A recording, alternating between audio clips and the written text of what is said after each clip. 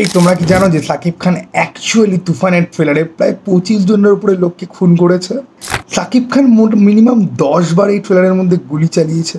তুফানের ট্রেলারের গল্প কি সত্যি কিচ্ছু রিভিল করা হয়নি ট্রেলারের মধ্যে? মিমি চক্রবর্তী কি সাকিব খানকে পরে গিয়ে চিট করবে?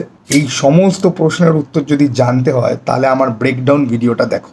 চলো শুরু করা যাক। ট্রেলারটা উপর দেখে কি মনে হচ্ছে যে গল্পটা সেরকমভাবে রিভিল করা হয়নি, ঠিক আছে, সেরকম মনে হচ্ছে তো। কিন্তু ট্রেলারটার মধ্যে অ্যাকচুয়ালি অনেক ইনফরমেশন কিন্তু দেওয়া হয়েছে, যেটা থেকে তুমি প্রেডিক্ট করতে পারো যে সিনেমাটার মধ্যে কি কি গল্প থাকতে পারে বা কি কি এলিমেন্ট থাকতে পারে। তো ট্রেলারের মধ্যে প্রথমেই আমরা দেখতে পাই যে সাকিব খানের যে বাবাকে তাকে খুন করা হচ্ছে, আমরা এখানে পাটা দেখতে পাই। এরপরে আমরা যেটা দেখতে পাই যে তার বাবাকে মানে যে হত্যা করা হয়েছে, সাকিব খান খুঁজে পেয়েছে তার বাবাকে, বাবা ছেলের একটা দৃশ্য আমরা দেখতে পাই। তারপরে যে দৃশ্যটা আমরা দেখতে পাই সেটা আমার গোটা ট্রেলারের মধ্যে সব থেকে ফেভারিট সিন, যে বাচ্চা সাকিব খান, বা বাচ্চা ঠিক বলা যায় না, বেশ 15, 16, 18 বছর হয়তো বয়স, সেই জাম্প করে উঠে বাবার খুন মানে ওর বাবাকে খুন করে যারা চলে আসছে সেই গ্রুপটাকে অ্যাটাক করছে। এই সিনটা গোটা ট্রেলারের মধ্যে সব থেকে ফেভারিট সিন আমার। ওকে, তোমাদের সব থেকে ফেভারিট সিন কোনটা সেটার জন্য কমেন্ট বক্স খোলা রয়েছে, তোমরা জানাতে পারো। সাকিব খানের এটার পরে আমি না মিমির প্রসঙ্গে আসবো, কারণ মিমির এই ট্রেলারে খুব কম সিন রয়েছে, কিন্তু যে কটা সিন রয়েছে সেগুলো খুব অর্থপূর্ণ। তোমরা মিমির এই যে কুকু করে যে একটা গান আছে ওটার কথা আমি বলছি না, ঠিক আছে, ওই গানটা না আমার খুব বেকার লেগেছে। মানে উড়াধুরা গানটা হোক বা টাইটেল ট্র্যাক হোক, এই দুটো গানের তুলনাতে এই কুকু যে গানটা ট্রেলারের মধ্যে দেখলাম সেই গানটা আমার মানে একেবারে টিউন ফিউন কিছু একদম পোষায়নি। কিন্তু তোমরা এই সিনটা দেখো, সাকিব খান ফ্লার্ট করছে, যে মানুষদের পছন্দ হয় না কিন্তু তুমি তো পড়ি ভাই, হেভি ফ্লাইট। কিন্তু এই লাইনটা বাংলাদেশে বোধহয় লোকজন এখন মহিলা পটানোর জন্য বোধহয় ইউজ করবে। যাই হোক, এই সিনটার মধ্যে একটা ব্যাপার দেখো, এই সিনটাতে মিমি চক্রবর্তীর ক্যারেক্টারটাকে যতটা ইনোসেন্ট মনে হয়, ট্রেলারের শেষের দিকে মিমি চক্রবর্তীর এই সিনটা দেখো, ব্ল্যাক কালারের শাড়ি পরে।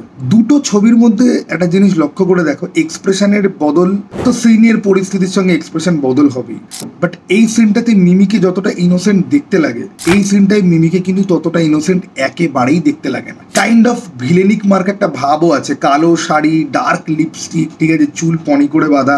সাধারণত যখন সিনেমাতে ভিলেন মানে একটা মহিলা ক্যারেক্টারকে ভিলেন হিসেবে যখন দেখানো হয় তখন একটা ভ্যাম্প মার্ক একটা ভাইব দেওয়া হয়, ঠিক আছে, একটুখানি গাঢ় মেকআপ, একটুখানি ডার্ক, তো সেরকম একটা ভাইব কিন্তু আছে। আর তার থেকেও বড় ইন্টারেস্টিং সিন হচ্ছে কি এই সিনটা, যে সাকিব খান মিমি চক্রবর্তীর গলা টিপে ধরছে। It is like you treacherous bloody bitch, ঠিক আছে, এরকম টাইপের কিছু একটা ডায়ালগ থাকবে, তুমি আমাকে বিশ্বাসঘাতকতা করেছো, ঠিক আছে। সাকিব খানের সাথে মিমি চক্রবর্তীর ক্যারেক্টারটা কিছু তো করেছে যেটার জন্য এরকম একটা সিন রয়েছে। এবার মিমি চক্রবর্তী হয়ে গেল, এবার আমি আসি আর একটা ইন্টারেস্টিং জিনিস যারও এই ট্রেলারে খুব কম সিন রয়েছে, সেটা হচ্ছে কি আমাদের চঞ্চল চৌধুরী। তো চঞ্চল চৌধুরীর ওই যে আমাকে একটু সুযোগ দেন আমি খাইয়া ফেলাইবো এরকম মার্ক একটা সিন আছে। আবার তুমি দেখবে শুরুর দিকে সিন আছে যেখানে চঞ্চল চৌধুরী অ্যাকচুয়ালি ঢুকছে, ঠিক আছে। এবার দুটো সিনের মধ্যে বিশেষত্ব দেখবে, এই দুটো কিন্তু একই সিন থেকে নেওয়া, এই দুটো ফ্রেম একই সিন থেকে নেওয়া, কিন্তু ট্রেলারের মধ্যে প্লেস করা হয়েছে আলাদা আলাদা জায়গায়। এবং গোটা ট্রেলারটা একটা ব্রিলিয়ান্ট জিনিস করে, তুমি দেখবে যে প্রত্যেকটা যা যা ফ্রেম রয়েছে না, কাটা কাটা কাটা ভাবে সবই কিন্তু একই সিকোয়েন্স বা সিন থেকে নেওয়া হয়েছে, কিন্তু প্লেস করা হয়েছে খুব ডিফারেন্ট জায়গায়। সেই জন্য ট্রেলারটা 2 মিনিট 49 সেকেন্ডের হলেও তোমরা কিন্তু অ্যাকচুয়ালি কিছু সিনই দেখছো, তোমরা পুরো সিনেমার গ্লিমস কিন্তু পাচ্ছ না। যে জিনিসটা আমার খুব ব্রিলিয়ান্ট লেগেছে। না দ্য থিং ইজ, এই যে সিনটা, এই সিনটাও দুটো জায়গাতে প্লেস করা রয়েছে। একটাতে সে ঢুকছে আর একটাতে সে কথা বলে কনভিন্স করছে যে সে তুফানকে ধরতে পারবে। এবং দুটো সিনের মধ্যেই তার ড্রেস, আশেপাশের জায়গা দেখলে পরেই তোমরা ফ্রেমের মধ্যে বুঝতে পারবে যে সমস্ত কিছু কিন্তু সেম রাখা হয়েছে এবং তার চোখে চশমা রয়েছে। মজার ব্যাপার হচ্ছে গিয়ে যে আরেকটা সিন রয়েছে যেখানে চঞ্চল চৌধুরী একা, তার চোখে চশমা নেই, সে গাড়িতে করে কোথাও একটা যাচ্ছে, তার মুখের মধ্যে একটা টেনশনের ছাপ এবং গাড়িটা কিন্তু ফাঁকা, ঠিক আছে। এটা কাইন্ড অফ একটা মানে কাউকে কনফ্রন্ট করতে চাচ্ছে বা কারোর সাথে দেখা করতে যাচ্ছে, খুব হাই টেনশনের একটা সিন, ওরকম কিন্তু আমার দেখে মনে হয়েছে। তোমাদের কার কি মনে হয়েছে কমেন্ট বক্স খোলা রয়েছে, জানাতে পারো। তো ট্রেলারের শুরুতে আমরা একটা বড় একটা ঘর দেখতে পাই যেখানে একটা সিংহের মুখ ঝোলানো রয়েছে, ঠিক আছে, একটা সিংহের মুখের মধ্যে একটা কাজ করার আছে ঝোলানো। এই ঘরেরই আমরা আরেকটা শট দেখতে পাই যেখানে তোমরা খেয়াল করবে যে একটা বেশ বড় একটা সুইমিং পুলের মতো অ্যাকচুয়ালি জায়গা, কিন্তু জল নেই, ঠিক আছে। ওটা সুইমিং পুল বলেই ওপরে একটা হাই গ্রাউন্ড রয়েছে, ঠিক আছে, কাইন্ড অফ একটা অ্যাবান্ডন্ড এরিয়ার মতো। সেখানের মাঝখানে টেবিল বসে ডিলিং ফিলিং হয়, কথাবার্তা হয়, এবং সাকিব খান সেখানে একজনকে গুলি করছে। এই সেম গুলি করার যে ইয়েটা, সেটা আমরা আরেকটা অ্যাঙ্গেলে দেখতে পাই। সাকিব খান গোটা ট্রেলারে বহুবার গুলি চালিয়েছে, তার মধ্যে 4 বার আমি দেখতে পাই যে সাকিব খান নিজের বন্দুক থেকে ডিরেক্ট কাউকে গুলি করছে, এবং সেটা ক্লোজ আপ অ্যাঙ্গেলে কিন্তু শো করা হচ্ছে। অ্যাকচুয়ালি ট্রেলারের মধ্যে প্রায় 10খানা মতো গুলি করার সিন আছে। তার মধ্যে কিছু সিন হচ্ছে গিয়ে একটা পুলিশ স্টেশনের মধ্যে অ্যাটাক করছে, এই সিনটা আমি তোমাদেরকে বিশ্লেষণ করছি। এইখানে সাকিব খান ঢুকছে এবং তার পেছনে কিছু লোকজন রয়েছে, তাদেরকে সে মানা করবে তার পেছন আসার জন্য। এবং এইখানে ঢোকার পর সাকিব খান দুটো লোকের সাথে অ্যাকশন আমরা কাটাভাবে দেখতে পাই। একটা লোককে এখানে গুলি করছে, আর একটা লোককে এখানে গুলি করছে। দুটো দৃশ্যে সাকিব খান যাদেরকে গুলি করছে তাদের ড্রেস তুমি যদি দেখো, তাহলে তারা ফর্মাল জামা কাপড় পরে রয়েছে। এবং একমাত্র এই যে বিল্ডিংটা, একমাত্র পুলিশদের বিল্ডিং এরকম টাইপের হয়, অথবা হসপিটাল, অথবা কোনো একটা পার্লামেন্ট ভবন বা কোনো পলিটিক্যাল জায়গা, সেখানে এরকম টাইপের আর্কিটেকচার কিন্তু দেখতে পাওয়া যায়।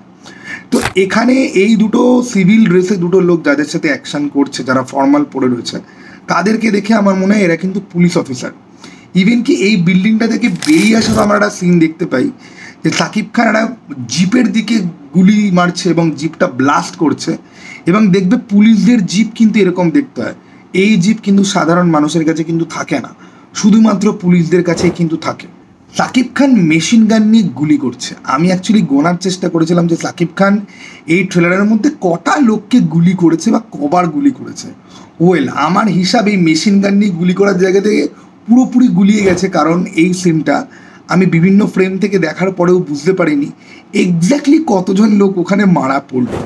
কিন্তু সাকিব খানের হাতুড়ি নিয়ে যে সিনটা, ওইখানে আমি লোকজন কাউন্ট করেছি, অলমোস্ট 8 জন ছিল, যাদের মধ্যে 7 জন বসা অবস্থায়, আরেকজন মার খেয়ে অলরেডি উল্টে পড়ে আছে। এইবারে আমি আরও একটা সিনে আসি, যেই সিনটার বিভিন্ন শট আমরা ট্রেলারের ডিফারেন্ট পজিশনে দেখতে পাই। সাকিব খান একটা কুস্তির আঁকড়াতেই যাচ্ছে, ঠিক আছে, এইটা যে সে ঢুকছে এইটা তার এন্ট্রি শট। এর সামনে দেখো ব্লার হয়ে একজন ওই লাল কালারের যে জাঙ্গিয়া টাইপের পড়ে থাকে, ওটা দেখতে পাওয়া যাচ্ছে। এবং সাকিব খান ঢুকছে, ঢোকার পরে কারুর সাথে কুস্তি করছে। এখানে বোধহয় মিশো সওদাগর বলে একজন আছেন অভিনেতা, তার সিন এগুলো, ঠিক আছে। তারপরে তাকে যে ফাইনাল যে একটা মতো করছে, চোখ হোল্ডের মধ্যে যে ধরেছে, সেটাও আমরা কিন্তু পাই দেখতে। এবং প্রত্যেকটা শট ট্রেলারের আলাদা পজিশনের মধ্যে কিন্তু রাখা ছিল, বাট এগেইন সেম জায়গা থেকে নেওয়া। আমরা সাকিব খানের ছোটোবেলার পোর্শনের পরে সাকিব খান ইয়াং বয়সে কীরকম ছিল সেগুলোর কিছু শট আমরা কিন্তু দেখতে পাই। সেখানে সাকিব খান বক্সিং প্র্যাকটিস করছে, মার্কে একটা জায়গা আছে, তার প্রেমিকার সাথে কিছু দৃশ্য রয়েছে যেগুলো আমার দেখে প্রথমে মনে হয়েছিল যে এটা হয়তো বোন হবে, পরে একটা সিন দেখে বুঝলাম যে না ভাই, এটা গার্লফ্রেন্ডের মতনই ছিল। এবং সেইখানে আমরা একটা ইন্টারেস্টিং শট দেখতে পাই, সাকিব খান একটা ব্রিজের ওপর দাঁড়িয়ে রয়েছে, তলা দিয়ে ট্রেন পাস করছে। আইদার এখানে সাকিব খান আত্মহত্যা করার কথা ভাবছিল, আইদার তার লাইফে এমন একটা কিছু হয়েছে যে সে ব্রিজের মাথায় চুপচাপ দাঁড়িয়ে একা ভাবছে এইবার সে কী করবে। একটা কার ক্র্যাশের একটা সিন আছে, আমার মনে হয় এই কার ক্র্যাশের দৃশ্যটা অ্যাকচুয়ালি সিনেমাতে এরকম ক্যারেক্টার বিল্ড আপ বা কোনো একটা ট্র্যাজেডির পোর্শন হবে, যেটার ফলে তার ক্যারেক্টারটা চেঞ্জ হয়ে যাবে।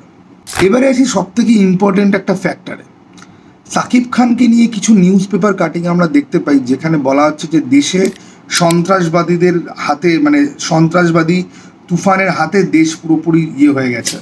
তো দেখো, এই যে সাকিব খান একটা জায়গার মধ্যে ঢুকে, যেখানে তার আশেপাশে লোক দাঁড়িয়ে রয়েছে, সে ঢুকে মেশিন গান দিয়ে অতগুলো লোককে গুলি মারছে, এটা নিয়ে নিউজে লেখালেখি হবে। এবং আমার মনে হয় সাকিব খানের গুলি মারা দৃশ্যটার পরেই এটা রয়েছে। এবং যেটা কাইন্ড অফ গল্প, যে সাকিব খানের কিছু পলিটিশিয়ান বন্ধুবান্ধব রয়েছে, আমরা মাল্টিপল শট এটা দেখতে পাই।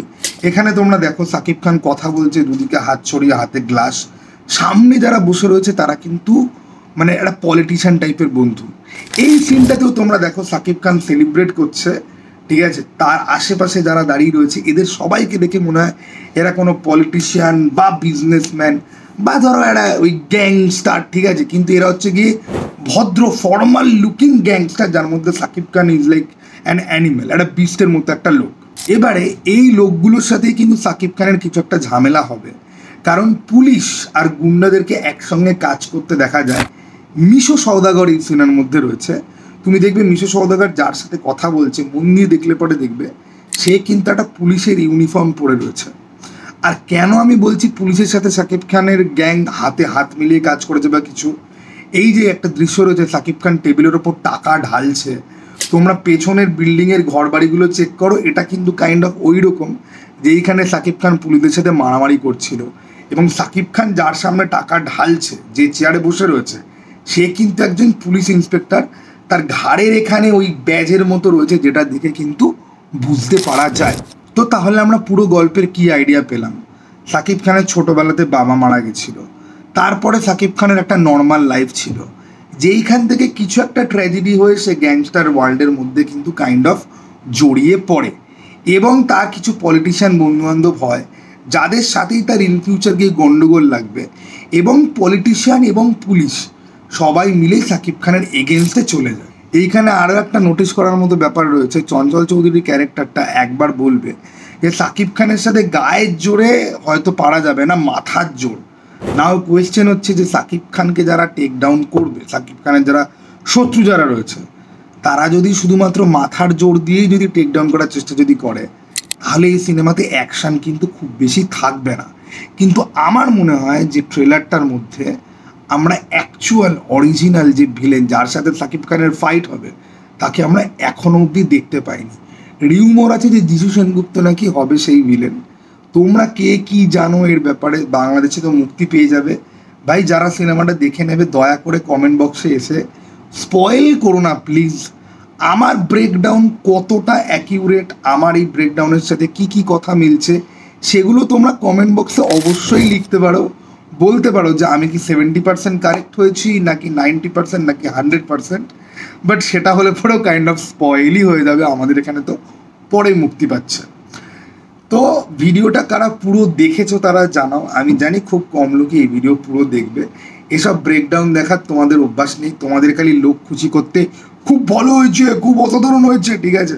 আর তোমরাও গিয়ে দেখো, তোমরা তো ইন্টেলিজেন্ট ইউটিউবারদের করে বেশি পাত্তা দাও না, যারা কাজের কথা বলে, ওই যারা ইমোশন বেঁচে চলছে মোটামুটি তাদেরকেই সাপোর্ট করার জন্য তোমরা আছো ভাই।